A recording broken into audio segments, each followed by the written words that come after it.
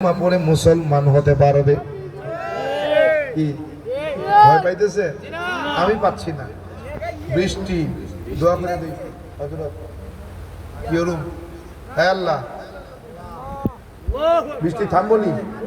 থামবো থামবো মুসাফির মানুষ তো দেখি থামে কে থামে না কে? হ্যাঁ আল্লাহ, কিও কথা শুনবা না? বৃষ্টি থামাইবা না? বয়ান শেষ হওয়া পর্যন্ত সময় দাও।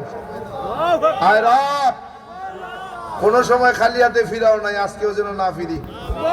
আল্লাহ এতটুকু সময় দাও, বয়ান শেষ হওয়া পর্যন্ত এতটুকু সময় দাও। আয় রব, বৃষ্টি থামায়া দেন। আয় রব, বৃষ্টি থামায়া দেন। থামবো না? আয় রব, তো বেইজ্জতি হয়ে যা। মুসাফির মানুষ দোয়া করছি। আল্লাহ, তুমি না মুসাফিরের দোয়া খালি হাতে ফিরাও না। আল্লাহ, আজকে যদি বৃষ্টি না থামায়া দাও তাইলে মনে করব তুমি মুসাফিরের দোয়া কবুল করো না। আল্লাহ একটু থামায়া দাও, বৃষ্টি থামায়া দাও। আল্লাহ ততটুকু সময়, যতটুকু সময় বয়ান করবো আল্লাহ থামায়া দেন। আয় রব থামায়া দেন। আয় রব থামায়া দেন। থামবো থামবো ইনশাআল্লাহ। থামবো তো? না থামলে ঝগড়া বাঁধাবো না? না থামলে গ্যাঞ্জাম করবো না আল্লাহর সঙ্গে? কে গ্যাঞ্জাম করবো না? কে আমার হেদায়েত দিলেন? কে আমার এখানে বয়াইলেন? কে বৃষ্টিটা আগে আইতেন, আগে দিতেন বৃষ্টিটা? আমারে বহনের ঘরে দিলেন? কে কেউ আমার বহনের ঘরে দিলেন? কা আগে দিলেন না? কে বইতাম না? আর বইলেন যখন তখন বৃষ্টি দিবেন? কে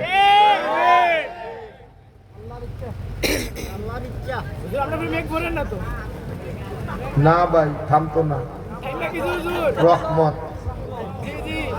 কেউ রহমত, ঠিক না? পয়গম্বর মুসা আলাইহিস সালাম বলেন, আল্লাহ বান্দার উপরে খুশি হলে কি করেন?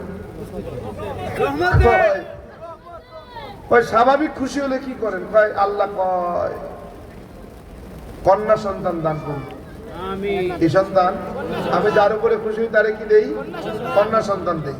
বলে এর থেকে যদি একটু বেশি খুশি হন তাহলে কি করেন? এর থেকে যখন বেশি একটু খুশি হই তখন মেহমান পাঠাই। কেউ বাড়িতে মেহমান পাঠাই। বলে আল্লাহ এর থেকেও বেশি খুশি হন? কয় হ্যাঁ হইতো। কয় তখন কি করেন? কয় তখন বৃষ্টি বর্ষণ করি। বৃষ্টিটা তো আল্লাহর রহমত, কত টেনশন কি? থামাইলেও থামাইবো, না থামাইলে থামাইবো। থামাইবো না মানে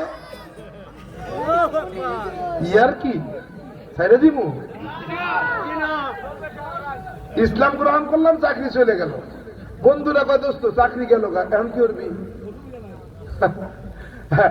বিদায় অনুষ্ঠান দিবে, বিদায় অনুষ্ঠান, বিদায়ী সংবর্ধনা দিবে। দোস্তরা কয় দোস্ত চাকরি তো গেল, এখন কি করবি? এতদিন তো একটা অবলম্বন ছিল, চাকরি করতি, চাকরিটা ছিল, বাপ মা সব হারাইছো, তারপরে চাকরি ছিল, এখন তো এটাও গেল, এখন কি করবি? এখন দোস্ত হেদায়েত যে পাইছে এটা কি আমার ইচ্ছায় না রবের ইচ্ছায়? কার ইচ্ছা? রবের ইচ্ছায়। তো রব যখন হেদায়েত দিচ্ছেন তখন আমারে ভালোবাসে দিচ্ছেন না বাইসে দিচ্ছেন? ভালোবাসা। তাহলে আমার এখন দায়িত্ব কি? রবের গোলামি করা, মালিকের গোলামি করা। মালিকের কাজ কি? কর্মচারীর পারিশ্রমিক দেওয়া, ঠিক না? তা আমার দায়িত্ব হলো আল্লাহর গোলামি করা, আল্লাহর ইবাদত করা। আল্লাহর দায়িত্ব হলো আমার পারিশ্রমিক দেওয়া। আমি যদি আমার ডিউটিতে ফাঁকি দিই, আমার মালিক আমার পারিশ্রমিকে ফাঁকি দিবে। আমি যদি ফাঁকি না দিই তো আমার পারিশ্রমিক কাটবে কেন? আল্লাহ চাইছেন দেখেই তো হেদায়েত পাইছি, নাইলে পাইতাম না। আল্লাহ যখন হেদায়েত দিয়েছেন তখন রিজিক দেবে না কেন? আমার পারিশ্রমিক দেবে না কেন? আরে আল্লাহ না চাইলে তো আমি ঠাকুরগাঁও থেকে এখানে আইতাম না। তো এখানে যখন আনছেন তখন আমার কথা শুনবেন না কেন? সিরাজগঞ্জের এক মাহফিলে এ তো বৃষ্টি নামেই নাই, ধুমসে বৃষ্টি নেমে গেছে। ওই দিন একজন কালেমাও পড়ছে মাহফিলে। এখন কালেমা পড়ছে, বৃষ্টি শুরু হয়েছে, কেবল খুতবা শেষ করছে আর বৃষ্টি নামছে, দম বৃষ্টি নামছে। উপরের দিক তাকায় কইলাম আল্লাহ এই জন্য কি আমারে নিয়ে আইছেন? আমার কথা উম্মত শুনবে না, শুনতে পারবে না, এই জন্য আমারে বয়াইছেন। আল্লাহ আপনি আমারে না নিয়ে আইতেন, উম্মতের সামনে নাই বয়াইতেন, তাহলে কমপক্ষে আর কিছু না হলে মুসাফিরের অপমান হইত। তো বয়াই যখন দিলেন তখন এই বৃষ্টি দিলেন কে? বৃষ্টি দিলেন তো দিলেন, বয়ানের সময় দিলেন কে? বয়ানের পরে দিতেন। কইছি বৃষ্টি থামা গেছে, শ্রোতা পুরো পাগল হয়ে গেছে না? কইল কি আর হইল কি? কোত্থেকে কি হইল? আল্লাহর কি কুদরত! বয়ান কেবল শেষ, মোনাজাত দিয়ে স্টেজ থেকে নামছি, রাস্তা পর্যন্ত উঠতে পারি নাই, ঘুম বৃষ্টি, ভিজা টিজে গাড়ির মধ্যে উঠছি। চিন্তা করেন, আজ যে কথা শুনবো না তাই মানবো? এত সহজ কি? মানছে না? বৃষ্টি পড়েনি, বাইরে বৃষ্টি পড়েনি, নাই শুনবো না কেন? ওই যে কইছি, খবরদার মুসাফিরের কাছে কোনো সময়, আমি না, কোনো মুসাফির যেন কোনো সময় বদদোয়া করে না, খবরদার। আফসোস যেন না করে আপনাদের আচরণের কারণে। তাইলে একুলো গেল ওকুলো গেল, দুনিয়াও শেষ, আখেরাতও শেষ। খবরদার, খবরদার। মুসাফির এমন এক জিনিস যেটা নাম ধরে কাউকে বলা লাগে না, শুধু মনে মনে এতটুকু কষ্ট অনুভব করলেই বাস ইচ্ছা খতম। খবরদার। কি বলতেছিলাম মনে আছে? বৃষ্টি থামাইছি এতক্ষণ, কোন কি কইছি মনে আছে নি? হ্যাঁ,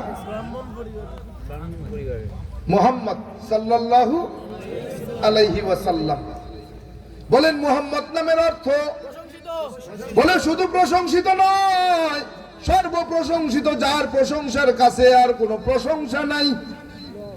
কথা কোন? যার প্রশংসার কাছে আর কোনো প্রশংসা নাই। বলে আমার নবীজি গরুর গোশত খাওয়া হালাল নাকি হারাম মনে করতেন।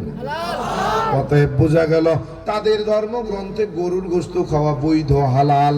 এবার তুমি যদি পারো এই মন্ত্রটাকে মিথ্যা প্রমাণ করে দাও, যদি তুমি মিথ্যা প্রমাণ করে দিতে পারো, কথা দিলাম আমি তোমার ধর্মে ফিরে যাব। আর যদি না পারো তাইলে কথা দাও তুমি কালেমা পড়ে মুসলমান হবে। শুধু এখানেই শেষ না, এমনি এমনি কিন্তু মুসলমান হই নাই। ও বান্দা, বাবা আমারে বড় আশা নিয়া, বড় স্বপ্ন নিয়া আমারে বাবা সংস্কৃত বিশ্ববিদ্যালয়ে ভর্তি করে দিলেন। বাবাই কয় বাবা বড় পণ্ডিত হতে হবে। কেন? বলে আমি চিরকাল থাকবো না রে, আমার অবর্তমানে আমার দায়িত্ব পালন করতে হবে, এজন্য বড় পণ্ডিত হওয়া লাগবে। বাবা আমার সংস্কৃত বিশ্ববিদ্যালয়ে ভর্তি করে দিয়ে চলে আসলেন। দীর্ঘদিন থাকার কারণে বাবা মাকে দেখার জন্য মনে আনচান শুরু হয়ে গেল। আর এই 3 দিনের ছুটি নিয়ে বাড়িতে হাজির।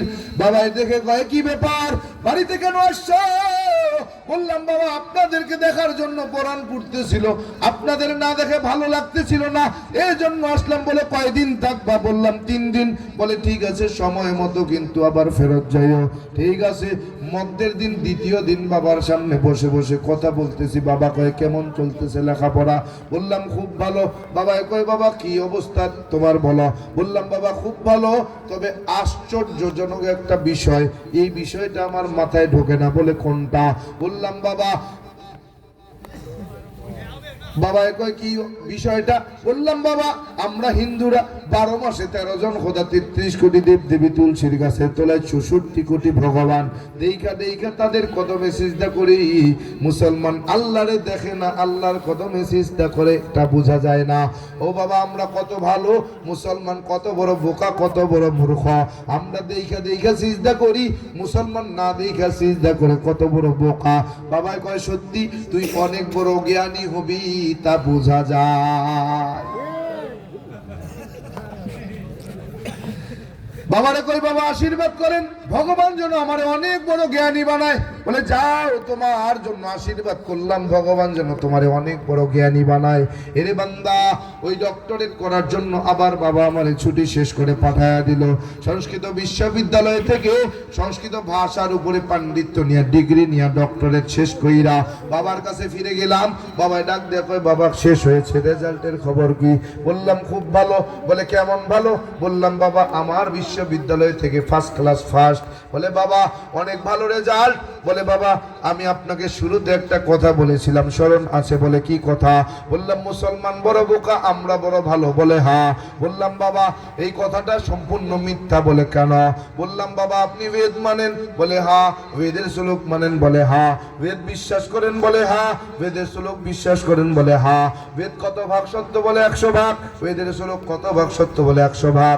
আমি বললাম বাবা বেদ যদি সত্য হয়, বেদের শ্লোক যদি সত্য হয়, তাইলে মুসলমান সত্য, আমরা মিথ্যা। আর বেদের শ্লোক যদি মিথ্যা হয়, আর তাইলে মুসলমান সত্য, মুসলমান মিথ্যা, আমরা সত্য। বলে কেন? বলে না তস্য প্রতিমাস্তে, বেদের ভিতরে পাওয়া যায় সৃষ্টিকর্তা বলেন আমি সৃষ্টিকর্তার কোনো প্রতিছবি নাই, প্রতিমূর্তি নাই, আকার নাই, আকৃতি নাই, দেখা যায় না, ধরা যায় না, ছোঁয়া যায় না, লাল নীল হলুদ না সবুজ তা অনুভবও করা যায় না। তাইলে বলেন 12 মাসে 13 জন খোদা, 33 কোটি দেব দেবী তুলসীর গাছের তলায়, 64 কোটি ভগবান, তারা কারা? বাবা আমি জানি না। জানেন না তো মানেন কেন? বাবা বাপ দাদা পূর্বপুরুষ মানুষের নাম হয় না, উপায় নাই, পারি না। বললাম বাবা শুধু এখানেই শেষ না। বলে কি আছে, কি বলতে চাও? বললাম বাবা রাজভোগ কিতাবটা খোলেন, 2192 পৃষ্ঠার একটা শ্লোক ধরেন। বলে কি আছে? বলে বাবা কৃষ্ণং কৃষ্ণং শ্রীনন্দ কেশ সর্বনাম যুগে। বলে অর্থ কি? বললাম ভগবান শ্রীকৃষ্ণ বলেন আমি যুগে যুগে কালে কালে মানুষের কল্যাণে অগণিত অবতার হয়ে দুনিয়ার জমিনে অবতরণ করলাম। সব অবতারগণ আমি ভগবান শ্রীকৃষ্ণকে ভগবান বলে মেনে নিলেন। বাবা কয় ঠিকই তো আছে। বললাম না ঠিক নাই। বলে কেন? বললাম বাবা ভগবান শ্রীকৃষ্ণ ছিলেন স্রষ্টা, বলেন সৃষ্টি। মানুষের কল্যাণে যখন পূর্ব আকাশে সূর্য হয়ে ঝুলে গেলেন, ওই সূর্য নামক দেবতাকে কোন স্রষ্টা নিয়ন্ত্রণ করেছেন? বলে কেন? শ্রীকৃষ্ণ। বললাম না। বলে কেন? বললাম বাবা শ্রীকৃষ্ণ ছিলেন স্রষ্টা, মানুষের কল্যাণে হলেন সৃষ্টি, এই সৃষ্টিকে কোন স্রষ্টা নিয়ন্ত্রণ করেন? বাবাই কয় কেন? শ্রীকৃষ্ণ। বললাম না মানি না। বলে কেন মানো না? বললাম বাবা স্রষ্টা যখন সৃষ্টি হয় তখন পাওয়ার থাকে না, সব পাওয়ার স্রষ্টার হয়ে যায়। বলে সৃষ্টি তখন আর পাওয়ার থাকে না। বলে ওই সৃষ্টি স্রষ্টা যখন সৃষ্টি হয় কোনো পাওয়ার থাকে না। বলে কেমন? বললাম বাবা ওই ভগবান শ্রীকৃষ্ণ ছিলেন স্রষ্টা, মানুষের কল্যাণে যখন পূর্ব আকাশে সূর্য হয়ে ঝুলে গেলেন, ওই সূর্য দেবতাকে কোন স্রষ্টা নিয়ন্ত্রণ করেছেন? বলে কেন? শ্রীকৃষ্ণ। বললাম না। বলে স্রষ্টা ছিলেন, সৃষ্টি হলেন, এখন আর তার কোনো পাওয়ার থাকে না। বলে কি বলতে চাও? বললাম বাবা ওই স্রষ্টা নামক সৃষ্টি সূর্য দেবতাকে যিনি নিয়ন্ত্রণ করেছেন তিনি আর কেউ নয়, তিনি হলেন মুসলমানের আল্লাহ।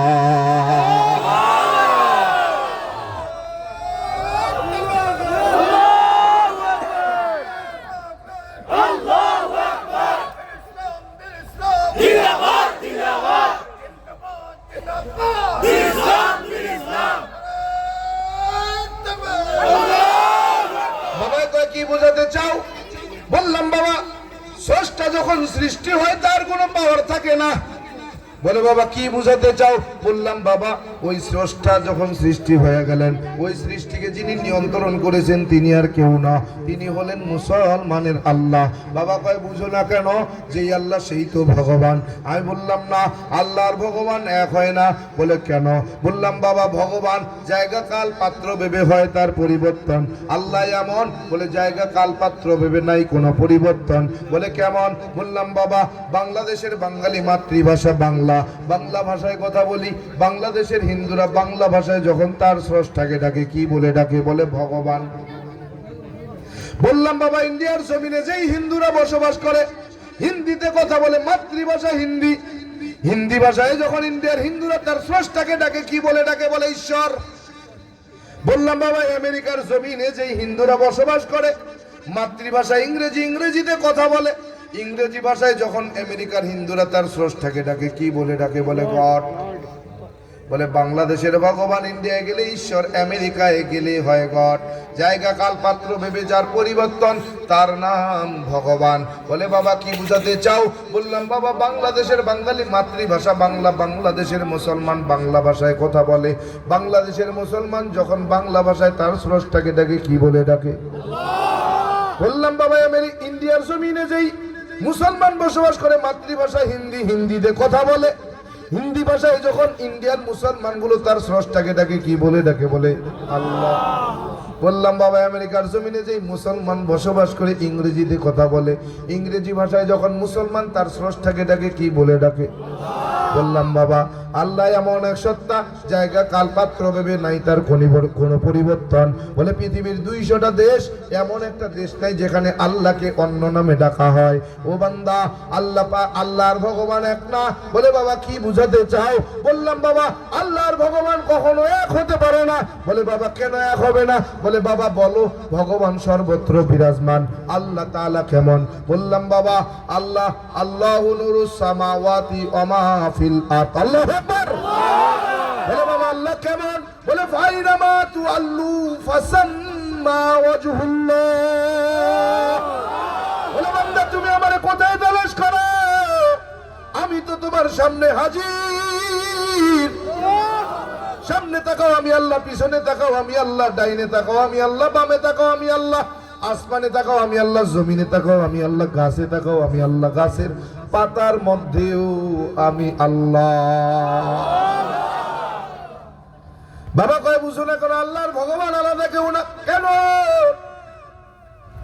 বাবা কয় বাবা বলো আল্লাহ লিখতে কয়টা হরফের প্রয়োজন? বললাম 4। আলিফ লাম লাম হা, 4 হরফে আল্লাহ। বলে বাবা বলো ভগবান লিখতে কয়টা হরফের প্রয়োজন? বললাম 4। ভগবান, বলে দেখছো কত সুন্দর মিল। শাব্দিক অর্থে আল্লাহর ভগবান আলাদা কেউ নয়, শাব্দিক অর্থে আল্লাহর ভগবান একজন। বললাম বাবা শাব্দিক অর্থে যদিও আল্লাহর ভগবান এক হয়, আবিধানিক অর্থে ভগবানের অস্তিত্ব নাই, আল্লাহর অস্তিত্ব সব জায়গায়। বলে কেমন? বললাম বাবা ভগবানের ভ বাদ দিলাম, থাকলো কি? বলে গবান। বাংলা ডিকশনারি থেকে বলেন গবান শব্দের অর্থ বলে গোবর। গুগলে সার্চ দেন এখন, গবান শব্দের অর্থ গোবর।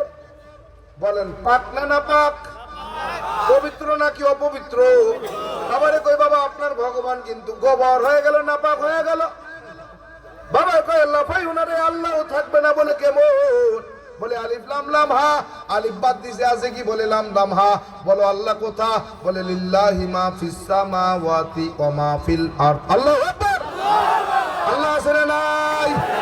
বাবা কই বাবা আল্লাহ কিন্তু এখন আছে, ভগবান কিন্তু নাপাক হয়ে গেছে। বাবা কয় আল্লাহ পাইস না, আল্লাহও কিন্তু থাকবে না। বললাম বাবা গোবানের গবাদ দিছে আছে কি? বলে বান। বাংলা ডিকশনারি থেকে বলেন বান শব্দের অর্থ বলে 2টা। 1 নম্বরে বন্যা, 1 নম্বরে আরে গুগলে সার্চ দিবেন নগদ। বান শব্দের অর্থ হলো বন্যা।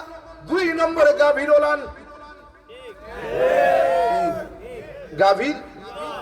বাবারে কই বাবা আপনার ভগবান কিন্তু গাভীর ওলান। বাবা কয় লাফাইস না, আল্লাহও থাকবে না। বলে কেমন? বলে লাম বাদ দিলাম, থাকলো কি? বলে লাম হা। এইবার বল আল্লাহ কোথা? বলে আছে না নাই? লাহু মা ফিস সামাওয়াতি ওয়া মা ফিল আরদ। আল্লাহু আকবার। আল্লাহ আছে না নাই? বাবারে কই বাবা আল্লাহ কিন্তু এখন আছে, আপনার ভগবান গাভীর ওলান হয়ে গেছে। বাবা কয় লাফাইস না রে, আল্লাহ কিন্তু থাকবে না। বলে কেমন? বাবারে কই বাবা বানের বাদ দিছি আছে কি? বলেন ন। বাংলা ডিকশনারি থেকে বলেন 9 শব্দের অর্থ বলে 2টা। 1 নম্বরে গণনা করি 5 6 7 8 9 10। 1 নম্বরে 9, 2 নম্বরে নাই, তার মানে ভগবানের কোনো অস্তিত্ব নাই। বাবা কালা পাইছে আল্লাহ থাকবে না। বলে কেমন? বলে লাম বাদ দিছে আছে কি? বলে হা। বল এবার আল্লাহ কথা আসেনি? হুয়াল্লাহুল্লাযী লা ইলাহা ইল্লাহু। আল্লাহু আকবার। আল্লাহ আছে না নাই? বাবারে কই বাবা আল্লাহ কিন্তু এখনো আছে, ভগবান কিন্তু নাই হয়ে গেছে। বাবাকে কি বোঝাতে চাও? বললাম বাবা এখানেই শেষ না আরো আছে। বলে কি? বললাম বাবা বলেন স্রষ্টা কয়জন, সৃষ্টিকর্তা কয়জন? বলে কেন একজন। বললাম বাবা প্রত্যেক জাতির মধ্যে সৃষ্টিকর্তার পরিচয় পাওয়া যায়, আপনার সৃষ্টিকর্তাকে পরিচয় জানতে চাই। বলে কেমন? বললাম বাবা খ্রিস্টানদেরকে যদি জিজ্ঞাসা করি বলো তোমার সৃষ্টিকর্তাকে, স্রষ্টাকে, বলবে যীশু খ্রিস্ট। যদি বৌদ্ধদেরকে জিজ্ঞাসা করি বলি তোমার স্রষ্টাকে, বলবে গৌতম বুদ্ধ। যদি মুসলমানকে জিজ্ঞাসা করি বলি তোমার স্রষ্টাকে বলো, বলবে আল্লাহ। ও বাবা তোমাকে যদি জিজ্ঞাসা করি বলি তোমার স্রষ্টাকে, বলে বলতে পারি না, কনফিউজড। কেন? বলে আমার নির্দিষ্ট কোনো স্রষ্টা পাওয়া যায় না। হিন্দুদের মধ্যে 36টা জাতি, 36টা গোত্র, সব চাইতে দামি গোত্র হলো ব্রাহ্মণ, সব চাইতে নিম্ন গোত্র হলো মেথর, চামার, মুচি, নমশূদ্র। এক একটা গোত্র এক একজন দেবতার পূজা করে। যে শিবের পূজা করে তার স্রষ্টা হলো শিব, যে ব্রহ্মার পূজা করে তার স্রষ্টা হলো ব্রহ্মা, যে বিষ্ণুর পূজা করে তার স্রষ্টা হলো বিষ্ণু, যা কৃষ্ণর পূজা করে তার স্রষ্টা হলো কৃষ্ণ। তার মানে এক একটা গোত্রের কাছে এক একজন স্রষ্টা, নির্দিষ্ট কোনো স্রষ্টা তাদের হয় না। বাবা কয় কি বোঝাতে চাও? বললাম বাবা এখানেই শেষ না আরো আছে। বলে কি? বললাম বাবা বলেন না সৃষ্টিকর্তা কয়জন? বলে আমি জানি না। কেন জানবেন না? সৃষ্টিকর্তা একজন, তার কোনো প্রমাণ আপনার জানা আছে? বলেন না। বলে কেন? বলে সৃষ্টিকর্তা যে একজন তার প্রমাণ তো বেদের ভিতরেই আছে। বলে একম বা দ্বিতীয়, একম এবং অদ্বৈতম, একম ব্রহ্ম দ্বৈত নাস্তি নহিনা নাস্তি কিঞ্চন। বলে তিনটা শ্লোকের সমন্বয়ে সৃষ্টিকর্তা, বলে তিনি একক। বলে একম বা দ্বিতীয়ম, বলে আমি সৃষ্টিকর্তা এক অদ্বিতীয়, একম এবং অদ্বৈতম। আমি সৃষ্টিকর্তা কারো মুখাপেক্ষী নই, বরং সমস্ত সৃষ্টি জগৎ আমার মুখাপেক্ষী। একম ব্রহ্মা দ্বৈত নাস্তি নহিনা নাস্তি কিঞ্চন। আমি সৃষ্টিকর্তা খাই না, ঘুমাই না, স্ত্রীও নাই, সন্তানও নাই, জন্ম দিই নাই, আমি জন্ম গ্রহণ করি নাই। আমার আল্লাহ তাআলা জানায়া দিতেছেন, হে নবী জানায়া দেন, বলে দেন হু আল্লাহু আহাদ, আমি আল্লাহ এক অদ্বিতীয়, আল্লাহুস সামাদ, আমি কারো মুখাপেক্ষী নই। বলে লাম ইয়ালিদ ওয়ালাম ইউলাদ, আমি জন্ম দেই নাই, জন্ম গ্রহণ করি নাই। ওয়ালাম ইয়াকুল্লাহু কুফুয়ান আহাদ, আমি খাইও না, ঘুমাইও না, স্ত্রীও নাই, আমার সন্তানও নাই। বাবা শুধু এখানেই শেষ না আরো আছে। বলে কি বলতে চাও? ও বাবা শুধু এখানেই শেষ না আরো আছে। বলে কি বলতে চাও? বললাম বাবা একটু মিলাইয়া নিবেন। বলে কি মিলাতে হবে বলো? বললাম বাবা পৃথিবীর জমিনে 1250টা ধর্মগ্রন্থ পাওয়া যায়, এমন একটা ধর্মগ্রন্থ নাই যেখানে ইসলাম শ্রেষ্ঠ জীবন বিধান কথা বলে নাই। বলে কেমন? বললাম বাবা তাওরাত খুলেন, হিব্রু ভাষায় নাজিল। বলে হিব্রু ভাষার তাওরাতের মধ্যে আল্লাহ তাআলা বললেন আমার পছন্দনীয় জীবন বিধান ইসলাম। আপনি জবুর খোলেন, এই জবুরের মধ্যে আমার আল্লাহ তাআলা বললেন ইসলাম শ্রেষ্ঠ জীবন বিধান। আপনি ইনজিল খোলেন, ইনজিলের মধ্যে পাওয়া যায় আমি আল্লাহর শ্রেষ্ঠ জীবন বিধান ইসলাম। আপনি কোরআন খোলেন, কোরআনের মধ্যে পাওয়া যায় ইন্নাদ দীনা ইনদাল্লাহিল ইসলাম, নিশ্চয়ই আমার আল্লাহর পছন্দনীয় জীবন বিধান ইসলাম। আপনি বেদ খোলেন, ইদাং ইস্তানাং কসাং ইল্লাল্লাহ। বলে মানে কি? বলে ইদাং শব্দের অর্থ দিন বা জীবন বিধান, ইসলানাং শব্দের অর্থ ইসলাম, কসাং শব্দের অর্থ পছন্দ করা বা মনোনীত হওয়া, ইল্লাল্লাহ হলো সৃষ্টিকর্তা।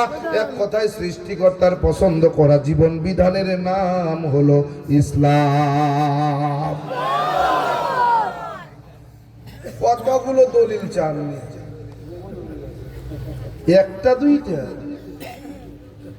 কোন শুরু করলে রাত ফুরায় যাব, কোন শেষ হইত না। এ পর্যন্ত আমার হাতে 215 জন কালেমা পড়ছে। এমনি এমনি এমনি এমনি না বুঝছা? আরে এজন্যই তো প্রায় সময় চ্যালেঞ্জ করি, বুকে বল থাকলে চ্যালেঞ্জ করি। আমার কাছে প্রমাণ চাওয়া হোক। গাড়ির পিছনে একটা কিতাবের ব্যাগ আছে, নিয়া ঘুরি, আর তোকেও বিশ্বাস পাই না। কোন সময় যেন আমার আটকাই দিয়া কই দলিল দে। এই জন্য গাড়ির পিছনে ব্যাগ আছে একটা কিতাবের ব্যাগ, আয় তোরে দলিল দিয়া দে। তুই যদি পারিস দলিল নিয়ে আইস।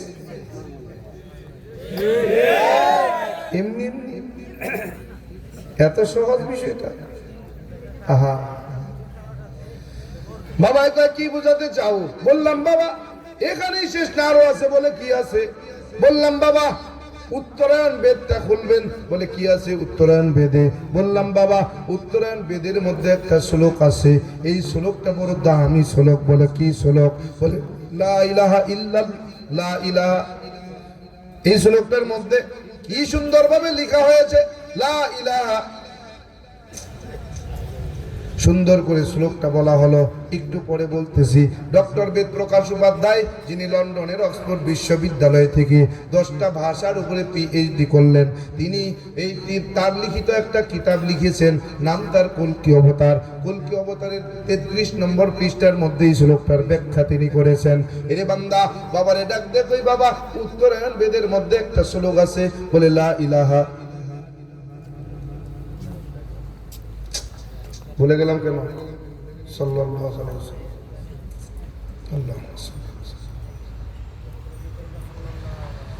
এরে বান্দা, ওই ডক্টর বেদপ্রকাশ উপাধ্যায় বলেন কল্কি অবতারের 33 নম্বর পৃষ্ঠার মধ্যে ওই শ্লোকের ব্যাখ্যা করেছেন, লা ইলাহা ওয়ার্তি পাপম ইল্লু ইলাহা পরম পাদম জন্ম বৈকুণ্ঠ অপৈনতি তজপি নাম মুহাম্মদ। ডক্টর বেদপ্রকাশ উপাধ্যায় বলেন, ও দুনিয়ার হিন্দু মানুষ, সত্যি যদি তুমি নিজেকে হিন্দু পরিচয় দিতে চাও, এই শ্লোকের 2টা অংশ মনে প্রাণে মেনে নাও। বলে কি আছে এই শ্লোকের মধ্যে? বাবারে ডাক দেখোই বাবা, প্রথম অংশ ডক্টর বেদপ্রকাশ উপাধ্যায় বলেন, লা ইলাহা ওয়ার্তি পাপম ইল্লু ইলাহা পরম পাদম। বলে কি তার অর্থ? বললাম বাবা ওই ডক্টর বেদপ্রকাশ উপাধ্যায় বলেন, আমি ডক্টর বেদপ্রকাশ উপাধ্যায় ব্যাখ্যা করে দিয়ে গেলাম। যদি তুমি সত্যিকারের হিন্দু হতে চাও, প্রথম অংশ বলে লা ইলাহা ওয়ার্তি পাপম ইল্লু ইলাহা পরম পাদম। যদি তুমি পাপ থেকে মুক্তি পেতে চাও, পাপগুলোকে পুণ্যের দ্বারা পরিবর্তন করাতে চাও, 12 মাসে 13 জন খোদা, 33 কোটি দেব দেবী, তুলসীর গাছের তলায় 64 কোটি ভগবানকে ত্যাগ করো, লা ইলাহা ইল্লু ইলাহা নামক কালেমা পড়ে মুসলমান ধর্ম গ্রহণ করো। দ্বিতীয় অংশ, জন্ম বৈকুণ্ঠ পরিণতি তজপি নাম মুহাম্মদ। আর মৃত্যুর পরে যদি বৈকুণ্ঠ নামক স্বর্গ তুমি পেতে চাও, যেই স্বর্গে গেলে ক্ষুধার যন্ত্রণা থাকবে না, যেই স্বর্গে গেলে পানির পিপাসা লাগবে না, যেই স্বর্গে গেলে গাছের ফল পাকা ফল ছুটে খেতে কেউ নিষেধ করবে না, যেই স্বর্গে গেলে কখনো তোমার বয়স বাড়বে না, যেই স্বর্গে গেলে কখনো অসুস্থ হবে না, যেই স্বর্গে গেলে কখনো তুমি মারা যাবে না, যেই স্বর্গে গেলে কখনো আর দুনিয়ায় ফেরা লাগবে না, ওই স্বর্গে যদি যেতে চাও এমনি যাওয়া যাবে না। বলে অপরিণতি তজপি নাম মুহাম্মদ। মুহাম্মদের জীবন আদর্শ তোমার জীবন আদর্শ বানাও। এই 2টা কাজ যদি একটাকে অস্বীকার করো, তুমি হিন্দু হতে পারবে না। সত্যিকারের হিন্দু যদি হতে চাও, কালেমা পড়ে মুসলমান হয়ে যাও। কিছু বানালে সত্যিকারের হিন্দু হতে হলে কি করা লাগবে? কালেমা পড়ে মুসলমান হওয়া লাগবে। এটা আমার কথা না, ডক্টর বেদপ্রকাশ উপাধ্যায় বলেছেন। এজন্য ডক্টর বেদপ্রকাশ উপাধ্যায় বলে, দুনিয়ার জমিনে সত্যি যদি তোমাকে হিন্দু পরিচয় দিতে চাও, এই শ্লোকের 2টা অংশ মনে প্রাণে মেনে নাও। একটাকেও যদি অস্বীকার করো, তুমি হিন্দু হতে পারবে না। বলে যদি হিন্দু হতে চাও, তাইলে কালেমা পড়ে মুসলমান হয়ে যাও। এখন বলেন অবস্থা কি? আপনি মানলেও ভালো, না মানলেও ভালো। কি বলা দরকার বলছি, মানার দরকার মানবা, না মানলে না মানবা। কাল হাসরের ময়দানে তো আর কইতে পারবা না, রব্বানা আরিনাল্লাযাইনি আযাল্লানা মিনাল জিন্নি ওয়াল ইনস নাজআলহুমা তাহতা আকদামিনা লিয়াকুনা মিনাল আসফালিন। এই মামলা থেকে খালিস। এই মামলার আমার নামে হচ্ছে না। কেন বলে গেলাম? আমার নবী বলেন বাল্লিগু আন্নি ওয়ালাউ আয়া। আও কামা ক্বালান নবী আলাইহিস সালাতু ওয়াস সালাম, আমার নবী বলেন আমার থেকে যদি একটা কথাও তুমি জানো সেটা তোমার আরেক ভাইয়ের কাছে পৌঁছায়া দাও। এরে বান্দা পৌঁছায়া দিয়া গেলাম, মানলে ভালো না মানলে আরো ভালো। হাসরের ময়দানে তো আর যা কইতে পারবো না আল্লাহ কেন জাহান্নামে দাও, বলে তুমি আমার রব জানার পরেও মানো নাই, আমি রবেরে জানার পরেও মানো নাই। কয় আল্লাহ জানি না তো আপনি রব, ভুলে গেছিলাম, আমাদেরকেও স্মরণ করে দেয় নাই। কয় কেন ওলামা একরাম যায় নাই? কয় গেছে তো। কয় কেন তোমাদের ওখানে নওয়া মুসলিম আব্দুর রহমান জামি যায় নাই? বলে আল্লাহ গেছে তো, এইটারই তো দরকার আগে। হে আব্দুর রহমান জামি যে গেল, হে জানলো, রবের পরিচয় পাইলো, আপনার পরিচয় জানলো পাইলো। হে আব্দুর রহমান জামি যায়ও আমাদের ভুল শুধরায় দেয় নাই। কয় তখন কি চাও? কয় হে আব্দুর রহমান জামিরে চাই। কয় কি ওর বা? কয় পায়ের নিচে ফেলে পালাবো, একেবারে মাটির সঙ্গে মিলাইয়া দিয়া ঠ্যাং ধরে টানতে টানতে হেরে নিয়ে জাহান্নামে যাবে। এত কষ্ট করে এত কিছু হারাই, এত ত্যাগের বিনিময় ইসলাম পাওয়ার পরেও যদি আবার জাহান্নামে যাইতে হয়, তাহলে ইসলাম গ্রহণ করে এত কষ্ট করার দরকার কি? আগেই ভালো ছিলাম, ঠিক না? কি দরকার খালি খালি এই কষ্ট করার? এখনো জাহান্নামে যাব, এখন তো হিসাব দিয়ে তারপরে জাহান্নামে যাব। আর ওই সময় বিনা হিসেবে জাহান্নামে চলে যেতাম, দৌড়াতে দৌড়াতে। আল্লাহ কইতো দৌড়া, কি এক দৌড়ে জাহান্নাম। আর এখন কবে কি কয় যে তোরে হেদায়েত দিছি, নিয়ামত ভোগ করছে, এই নিয়ামতের আগে হিসাব দে। ইসলাম গ্রহণের আগে যা খাইছি তোরে মাফ করে দিলাম, ইসলাম গ্রহণের পরে হেদায়েতের পরে তুই যা খাইছো এটা হিসাব মিলা। এখন কেমনি মিলাম? যে পরিমাণে আল্লাহ পাকের নিয়ামত খাওয়াইছে আল্লাহ এই কয়েক বছরে, এর হিসাব দিয়ে জান্নাতে যাওয়া। আমি আব্দুর রহমান 14 বার জন্মগ্রহণ করলেও বোধ হইতো না। তাহলে উপায় কি? কারণ হিসাব দিয়ে জাহান্নামে যাবো কে? দরকারই নেই, ফালতু অমনি করে এমনি যাবো, দৌড়াতে দৌড়াতে যাবো, কি ঠিক না? আল্লাহ কবে এই আব্দুর রহমান জামিরেও পাঠাইছিলাম, হেও তো তোমার রবের পরিচয় দিয়েছে, মানো নাকি? কয় না আল্লাহ আব্দুর রহমান জামির কয় নাই। হাই ফেরেশতা কো ভিডিও বল, ভিডিও ল, ভিডিওটা ল। দেখা আব্দুর রহমান জামির নামে মামলা করবি, কাম হইতো না। কারণ ওখানে video footage, CC camera, CC ক্যামেরার ফুটেজ দেবো। দেখ কইছিনি, ওইখানে আর কোনো চুরি চলবে না। মনে করছেন পুলিশে টাকা দিয়া ক্যামেরাটাই দিয়ে ভিডিও ফুটেজটাই আউট করে লাইবেন, কাম হইতো না। এটা দুনিয়া না, টাকার বিনিময়ে ভিডিও ফুটেজ আউট হয়ে যাবে। কিও একবারে প্রকাশ্য দিবা, লোকে সবাই করছে, এরপরে ভিডিও ফুটেজ দেয়। কিরে না না হয় না, এরকম কোনো ঘটনা ঘটে না। তার মানে কি? ওটা খায়াল আইছে কিসে? টাকায় টাকায়। ওইখানে চলবো না, ওইখানে কোনো কারচুপি নাই। ভিডিও যা হয়েছে এটার ফুটেজ হারানোর কোনো সুযোগ নাই। কয় ভিডিও ফুটেজ কইতে দেরি, সামনে দিতে দেরি নাই। কয় দেখ কাঞ্জাবি কই, কই যে 2 নম্বরই করছে, এবং ডবল সাজা। আগে একটা ভিডা দিতি, এখন 2টা দে। কি সঙ্গে সঙ্গে দেখবি আন্দা। হাজিরিন, আজকে কি বার? বৃহস্পতিবার নি? এইটা সেই রাত, এই আব্দুর রহমান জামিন সেই রাত। এই রাতেই আমার পরিবর্তন। রব্বে কারিম আমাকে এই রাতেই স্বপ্নের মাধ্যমে কালেমা পড়িয়েছেন। এই সেই রাত। কমু না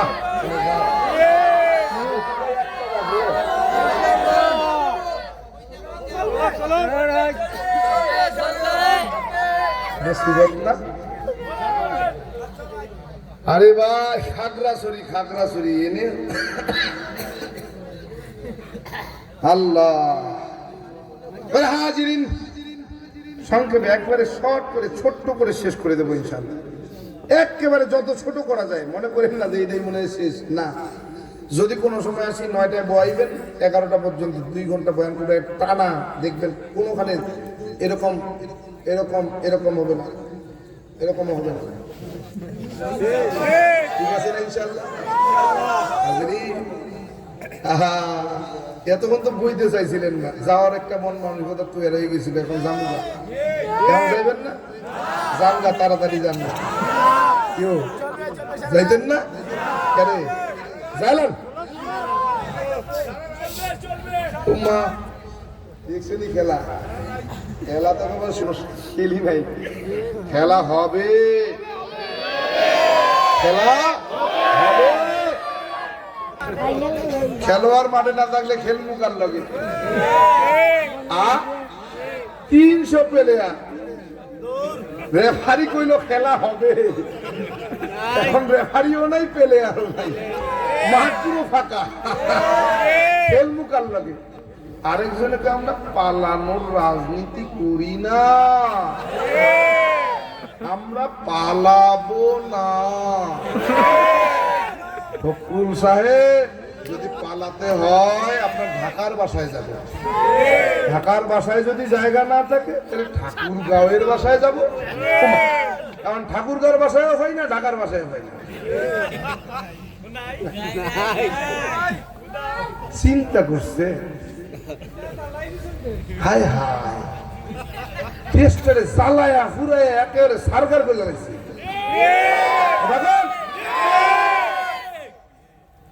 খরে পালানো রাজনীতি করেন তো তুই বলে দিকে আমরা হইতাম পারি, আমরা ফালানোর রাজনীতি করি না, আমরা ফালাবো না, আমরা হইতাম পারি। নির্যাতন করছো তাও ছিলাম, পালায়া গেছো তাও আছে। ওলামায়ে কেরামরে কম জ্বালানো, ওটা জ্বালায় না। একটু কোরআন হাদিসের কথা সত্য হয়ে গেছে, গায়ে পড়ছে, কয়টারে ধর, জেল জুলুম, গুম খুন আর আয়নার ঘর। গরম ওয়াজ হয়েছে, গরম কথা হয়েছে, ডানের পাশে চেয়ার দিয়ে কয় হুজুর সাবধান, একটু রাজনীতির কথা বেরোইছে, বাম পাশে চেয়ার দিয়ে কয় হুজুর কোরআন হাদিসের কথা কন, রাজনীতি বন্ধ করেন। এখন কইব কিনা? কাল কোনের লোক আছে নি, ওরাই কইব এই কোরআনের মাহফিলের অনুমতি দিব কেডা? এই দেশে অনুমতি ছাড়া কোরআনের মাহফিল হয় না,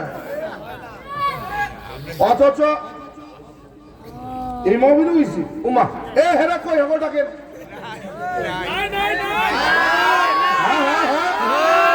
চিন্তা করছে। এই দেশে দুর্গা পূজা হয়, কালী পূজা হয়, শিব পূজা হয়, সরস্বতী পূজা হয়, লক্ষ্মী পূজা হয়, গণেশ পূজা হয়, কারণনাথ পূজা হয়, নারায়ণ পূজা হয়, যাত্রা হয়, কনসার্ট হয়, সার্কাস হয়, কোনটাই অনুমতি লাগে না, কথা কন। আর কোরআনের মাহফিল অনুমতি ছাড়া হয় না। চিন্তা করছে, এরাও বলে মুসলমান, এরা মুসলমান, এরা সব আবু জাহেলের গোষ্ঠী। আবু জাহেলের ধ্বংসের দিন, যেদিন বদরের যুদ্ধে কতল হইছে, ওই দিন কাবার গিলাফ ধরে দোয়া করে যাচ্ছে, আয় কাবার মালিক, বদরের যুদ্ধে যাই, যেটা আপনার পক্ষের দল হেডারে বিজয়ের মালা পরাইয়া দিয়েন। আবু জাহেল মনে করছে ওই মনে হয় আল্লাহর পক্ষের দল, ওর দলটা মনে হয় রবের পক্ষে, রবের পছন্দের দল। আল্লাহ কয় যা। কি? আর আমগো দেশের আল্লাহর ওলি, ওলিয়ে কামেল, শাহ সুফি,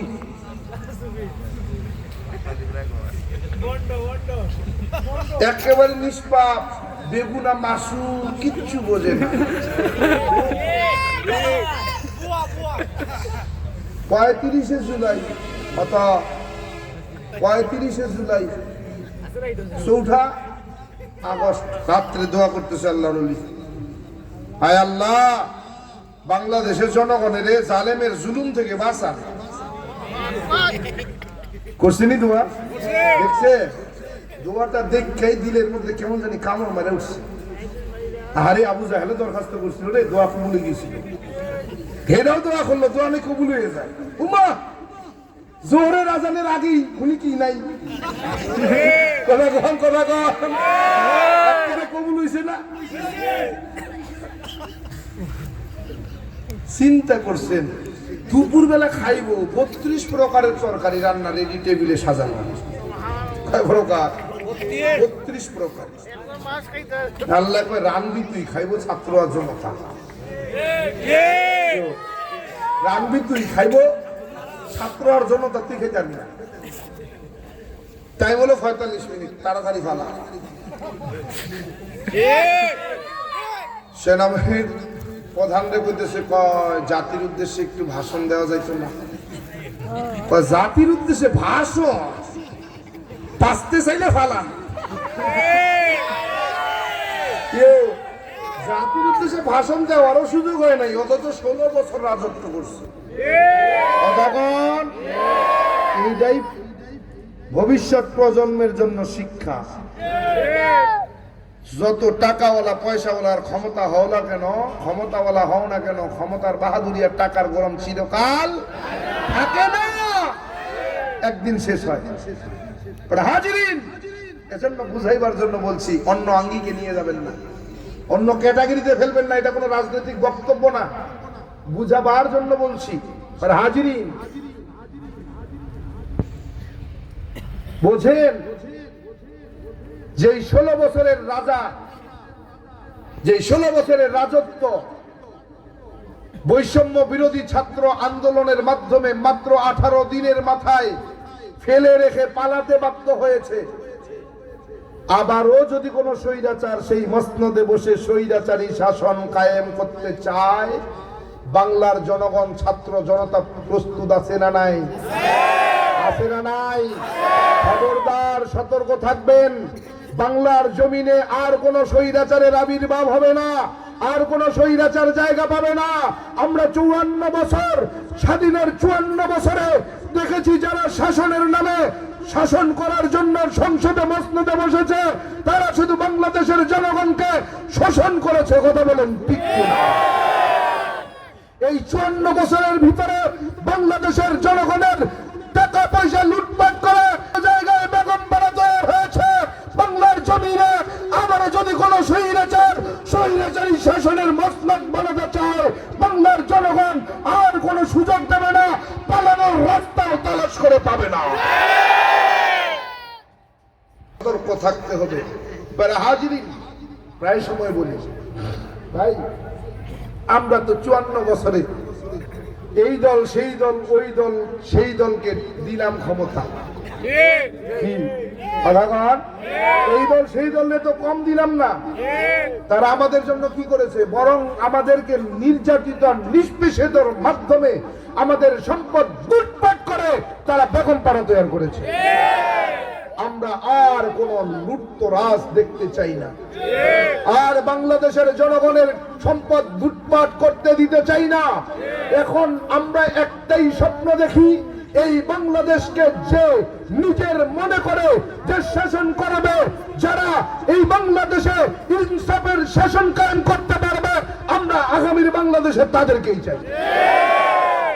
এজন্য আমার অনুরোধ, আমরা তো সব দলকে ক্ষমতায় বসাইছি, আমরা এমন চিজ আমরা চাইলেই ঘুরাই দিতে পারি। আমাদের পাওয়ার কত? বলে আমরা চাইলেই উল্টায় দিতে পারি। আমরা তো সব দলকে ক্ষমতায় বসালাম, এবার একটু ইসলামকে ক্ষমতায় বসানো যায় না? যায়, ইনশাল্লাহ যায়।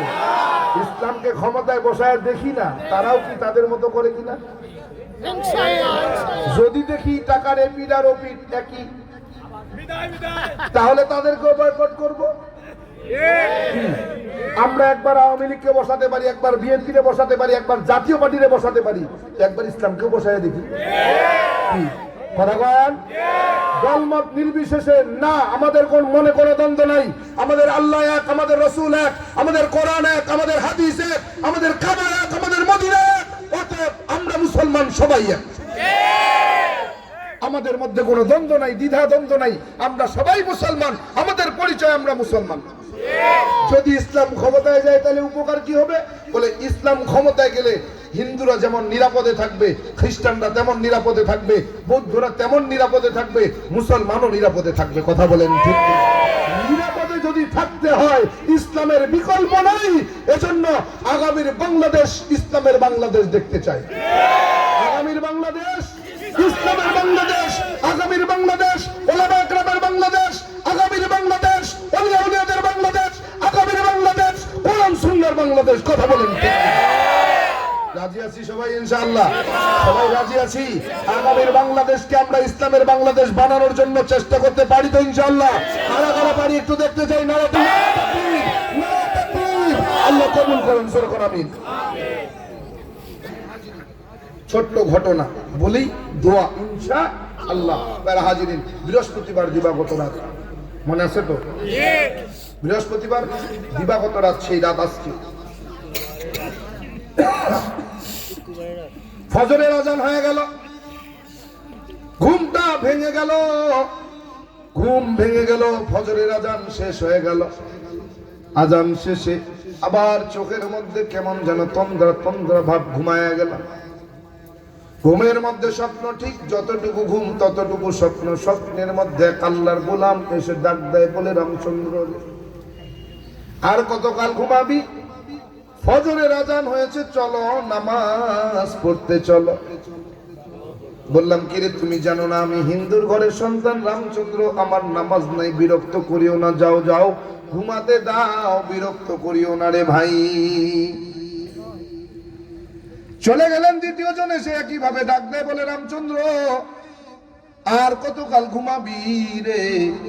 ফজরের আজান হয়েছে, চলো নামাজ পড়তে চলো। বললাম বেটা জানো না আমি হিন্দুর ঘরের সন্তান রামচন্দ্র, আমার নামাজ নাই, বিরক্ত করিও না, তাড়াতাড়ি চলে যাও, আমাকে ঘুমাতে দাও। দ্বিতীয় জন চলে গেল। তৃতীয় জন আসে ডাক দেয়, ও রামচন্দ্র চলো নামাজ পড়তে চলো। তৃতীয় জনকেও ধমক দিয়ে তাড়ায় দিলাম। তৃতীয় জন চলে গেল। চতুর্থ নম্বরে আরেকজন এসে হাজির, ডাক দেয়, রামচন্দ্র রে আর কতকাল তুই ঘুমাতে চাও? স্বর্গে যদি যেতে চাও, নাজাত যদি পাইতে চাও, চলো নামাজ পড়তে চলো। বললাম আপনি জানেন না আমি হিন্দুর ঘরে সন্তান রামচন্দ্র, আমার নামাজ নেই। চলে যান চলে যান, বিরক্ত করিয়েন না, আমাকে ঘুমাইতে দেন। বলে রামচন্দ্র আসছি তোমাকে নিয়ে যাওয়ার জন্য, তোমাকে না নিয়ে আজকে মসজিদে যাব না। আমি বললাম আপনি কেন বুঝেন না? আমি হিন্দুর ঘরের সন্তান, আমার নামাজ নাই। বলে রামচন্দ্র নামাজ ছাড়া স্বর্গে যাওয়ার আর কোন রাস্তা নাই। বললাম হুজুর আমি যতটুকু জানি নামাজ পড়তে গেলে ইমানের প্রয়োজন আছে, ইমান ছাড়া নামাজের কোনো দাম থাকে না। বলে চলো তোমাকে কালেমা পড়ায় আনে। বললাম হুজুর আমি যতটুকু জানি কালেমা পড়তে গেলে পবিত্রতার প্রয়োজন আছে, পবিত্রতা সম্পর্কে আমার কোনো ধারণাই নেই। বলে চলো তোরে পবিত্র বানায়া দেই। না না না যাব না, আপনি চলে যান, বিরক্ত করবেন না। বলে রামচন্দ্র আসছি যখন, তোমাকে না নিয়া আমি মসজিদে যাব না। উত্তরে মাথা দিয়ে দক্ষিণে পা দিয়া শুয়ে আছি। আমার রুমের ঠিক আমার ডান পাশে এতটুকু খোলা জায়গায় একজন মানুষ কোন রকম হাঁটা চলা করতে পারে। আমার ডান হাতের ঠিক এই বরাবর দাঁড়াইয়া আল্লাহর বান্দা দাঁড়াইয়া দাঁড়াইয়া আমাকে বারবার বারবার ডাকতেছে। বললাম না যাব না। যখন বারবার না করি, আল্লাহর বান্দা আমার ঠিক ডান হাতের এই জায়গাটায় শক্ত করে ধরে টান দিয়ে উঠায়া বসায়া দিল। ডাক দিয়া কয় চলো। বললাম হুজুর আমি তো বললাম নামাজ পড়তে হলে ইমান থাকা লাগে, ইমান আনতে হলে পবিত্র হতে হয়, আমি কোনোটাই জানি না, কোনোটাই আমার নাই।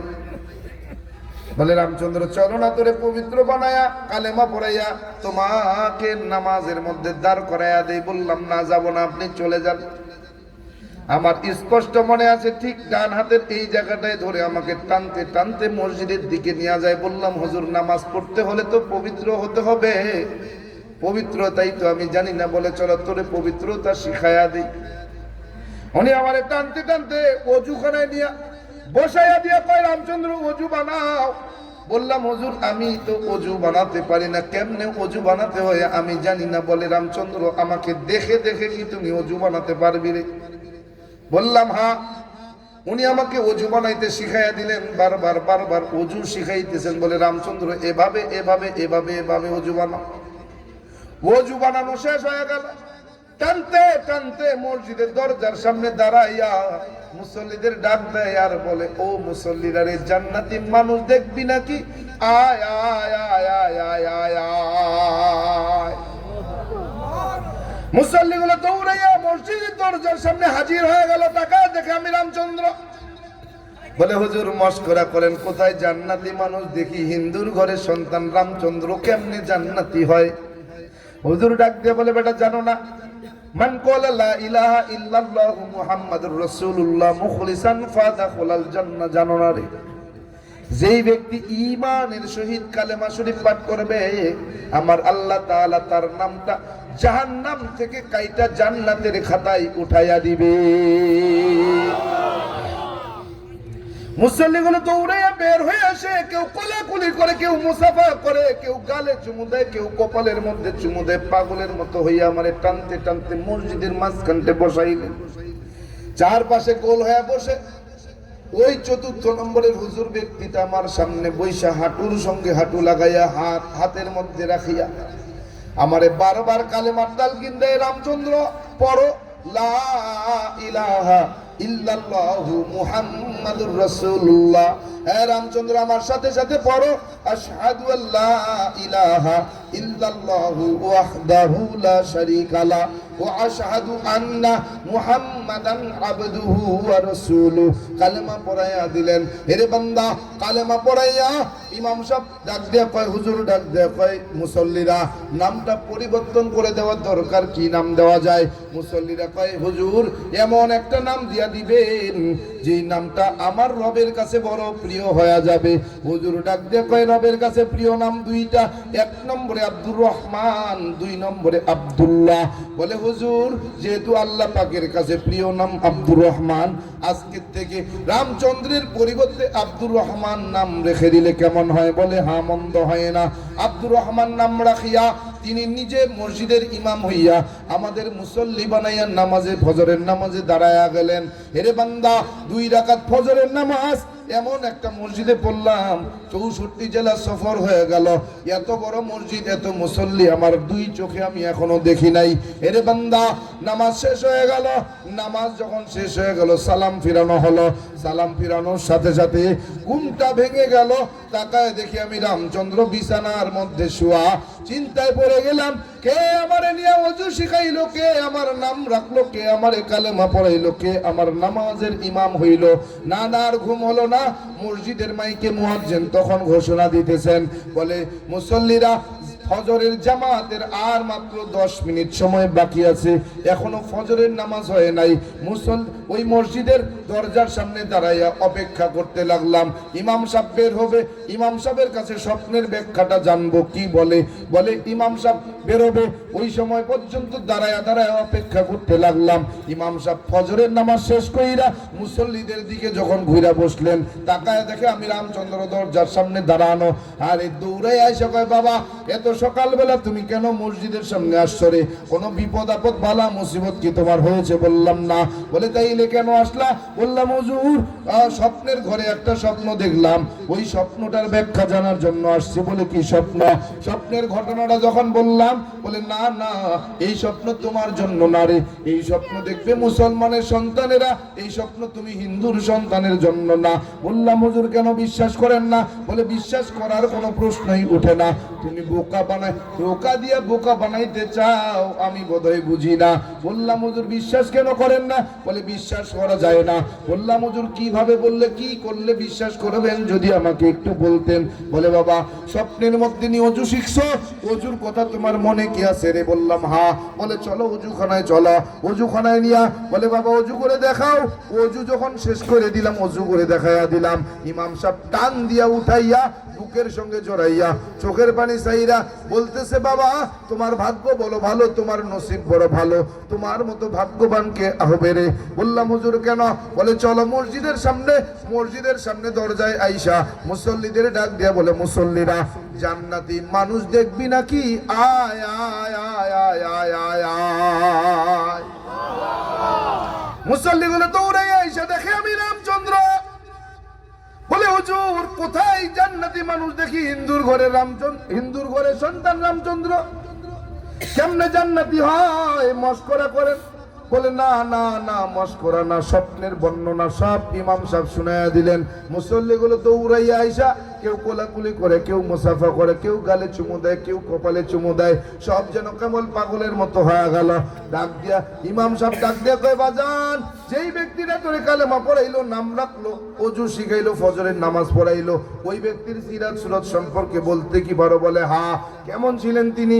বললাম হুজুর খুব বেশি লম্বাও নয়, খাটোও নয়, সুদর্শন একজন পুরুষ। বলে বাবা দেখতে কেমন? বলে বাবা ইমাম সাহেবরে বললাম হুজুর মাথায় ছিল টুপি, কালো মিসমিচে লম্বা লম্বা দাড়ি, সাদা ধবধবে লম্বা একটা জামা পরা। বলে বাবা চেহারা মোবারক কি দেখছো রে? বলে হ্যাঁ। কেন দেখবো না? বলে কেমন ছিলেন তার চেহারা মোবারক? বললাম হুজুর দাদি নানিদের মুখে শুনেছিলাম চাঁদেরও কলঙ্ক আছে রে।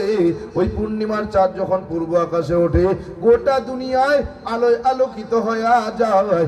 ওই ব্যক্তিটা যখন আমার অন্ধকার ঘরে ঢুকছে, তাকায় দেখছি এত আলো এত আলো এত আলো, চাঁদের কলঙ্ক থাকতে পারে রে? ওই ব্যক্তির চেহারায় কোনো কলঙ্কের ছাপ নাই। হুজুর বলে বাজান তুমি বড় ভাগ্যবান, যেই ব্যক্তিটারে দেখানোর জন্য এতদিন পর্যন্ত অপেক্ষা করলাম, সেই ব্যক্তি আমারে দেখা দিল না রে। বললাম হুজুর কে তিনি? বলে বাজান তোমার মতো ভাগ্যবান কে হবে রে? ও বাজান একটা ওয়াদা করবানি। বলে কি ওয়াদা? পায় হুজুর ডাক দিয়ে বলে বাজান কাল হাসরের মাঠ যখন কায়েম হবে রে, ওই সময় আমার আল্লাহ তাআলা যখন তোরে জান্নাত দিয়ে দিবে, ওই সময় তুই কি আমারে তোর সঙ্গে একটু জান্নাতে নিয়ে যাবে? বললাম হুজুর আমি যে জান্নাতে যাব এর কোনো প্রমাণ কি আপনার কাছে আছে? বলে হ্যাঁ। বলে কি গ্যারান্টি? বলে আমার নবীর চেহারা মোবারক স্বপ্নের মধ্যে হোক আর বাস্তবে হোক, যেই ব্যক্তি দেখবে রে তার জন্য জান্নাতের সুপারিশ করা আমার নবীর ওয়াজিব হয়ে যাবে। বললাম হুজুর আমি নবী তো দেখি নাই, কে ছিলেন নবী? নবীকে তো চিনি না। বলে বাজান স্বপ্ন যদি সত্য হয়, ধোঁকা যদি না থাকে রে, যে ব্যক্তিটা তোরে কালেমা পড়াইলো, তোর নাম রাখলো, ওযু শেখাইলো, ফজরের নামাজের ইমামতি করলো, ওই ব্যক্তিটা আর কেউ নয়, ওই ব্যক্তি ছিলেন সর্বশেষ নবী, আখিরি নবী মুহাম্মদ আরবি মুহাম্মাদুর রাসূলুল্লাহ সাল্লাল্লাহু আলাইহি ওয়া আলিহি ওয়া সাল্লাম ছাড়া আর কেউ নয়। বললাম হুজুর কেন আসলেন? বলে বাজান স্বর্গে যেতে চাও, যদি স্বর্গে যেতে চাও তাইলে যেই পথে নামাজ আছে সেই পথ মেনে নাও। বললাম হুজুর আমার করণীয় কি? বলে স্বপ্নের মধ্যে সব খতম হয়ে গেছে, আনুষ্ঠানিকতা মাত্র বাকি আছে। বললাম হুজুর কি করা লাগবে? বলে বাজান মানুষের মধ্যে তুমি মুসলমান প্রচার হওয়া লাগবে। এমনি তুমি স্বপ্নের মধ্যে মুসলমান হয়ে গেছো, মানুষের সামনে শুধু পরিচয় দিতে হবে। বললাম হুজুর কেমনে? বলে বাজান তুমি যদি রাজি থাকো আমার সঙ্গে তুমি আজকে যেতে পারো। বললাম কোথায়? বলে বাজান ওই চরমনের ঐতিহাসিক অগ্রায়নের মাহফিল আজকে সৈয়দ ফজলুল করিম হাফিজাহুল্লাহ উদ্বোধনী বয়ান করবেন। যদি তুমি রাজি থাকো চরমনাইর আল্লাহর কুতুবের কাছে যাইয়া কালেমা পড়ে সবার কাছে আনুষ্ঠানিকতা পরিচয় হতে পারো। বললাম হ্যাঁ আমি রাজি। বলে বাবা তোমার বাবার কাছে যদি একটু ফোন দিয়া দিতে। বাবার কাছে ফোন দিয়া দিল। বাবার কাছে ফোন দিয়া বলতেছে কাকা আদাব, রামচন্দ্র আপনার ছেলে? বলে হ্যাঁ। কি করছে আমার ছেলে রামচন্দ্র? বলে কিছুই না, আপনার ছেলে রামচন্দ্র মুসলমান হতে চায়, আপনার অনুমতি চায়। বলে বাজার আমার ছেলে বংশের মধ্যে যদিও সবার ছোট, সব চাইতে শিক্ষিত, সব চাইতে বড় জ্ঞানী, ও বড় পণ্ডিত, ওর মতো জ্ঞানী আর আমার বংশে কেউ নাই। ও যদি মনে করে ইসলাম সত্য ধর্ম গ্রহণ করবে, আমি বাবার পক্ষ থেকে বাধা নাই। ইমাম সাহেব আমারে নিয়ে চরমনের জমিনে হাজির। আল্লাহর কুতুব সৈয়দ ফজলুল করিম রহমাতুল্লাহ আলাইহি মাত্র বয়ান শেষ করছে, দোয়া করেন নাই। সামনে বসায় দিয়া আল্লাহর কুতুবের ডাক দেয়া কয়, হুজুর এমন এক আল্লাহর বান্দারে নিয়ে আইছি, স্বপ্নের মধ্যে কালেমা পড়ছে, স্বপ্নের মধ্যে নাম পাইছি, আপনি একটু কালেমা পড়াইয়া দেন, নাম রেখে দেন। হুজুর এমন একজন ব্যক্তি কালেমা পড়াইছে, যদি তার বক্তব্যের মধ্যে ধোঁকা না থাকে, মিথ্যা না থাকে, তাইলে সরাসরি আমাদের নবী, বিশ্ব নবী তারে কালেমা পড়াইছেন, নাম রাখছে, আপনি একটু কালেমা পড়াইয়া দেন, নামটা ঘোষণা দিয়া দেন। হুজুর ডাক দিয়ে কয়, বেটা যেই ব্যক্তিরে আমার নবী কালেমা পড়ায়, আমি ফজলুল করিম কি তারে কালেমা পড়াইতে পারি? যেই ব্যক্তির নাম আমার নবী নিজে রাখে, ওই ব্যক্তির নাম কি আমি ফজলুল করিম রাখতে পারে? যা যা, কিছুই করা লাগবে না, যা। মাথাটা আগায়া দিলাম, বললাম হুজুর একটু দোয়া চাইতে আসছি, দোয়া দিয়া দেন। মাথার মধ্যে থাবা দিয়া কয়, বেটা দোয়া চাওয়ার জিনিস না রে, যা যা দোয়ার কাজ করবি, দোয়া বেড়া ভাঙ্গা ঢুকবে। বললাম হুজুর মাইকে একটু ঘোষণা যদি দেন, সবাই আমারে চিনবে। বলে, বেটা তোরে চিনানোর জিম্মাদার আমি না, তোরে চিনাইবে তোমার মাওলা, যা যা চেনার কাজ কর। একটা সময় আসবে তুই কাউরে চেনো না, তোরে সবাই চিনবে। আরে গোলাম, কেউ আমারে চিনতো না, আমি আব্দুর রহমান জামি, আমার কোনো পরিচয় ছিল না, আমার কোনো নাম ছিল না, কোনদিন স্বপ্নেও কল্পনা করি নাই মুসলমানের সামনে বইসা বইসা বয়ান করবো রে। আল্লাহ তাআলা সম্মান দিয়েছেন, সম্মানের মালিক হলেন আমার আল্লাহ।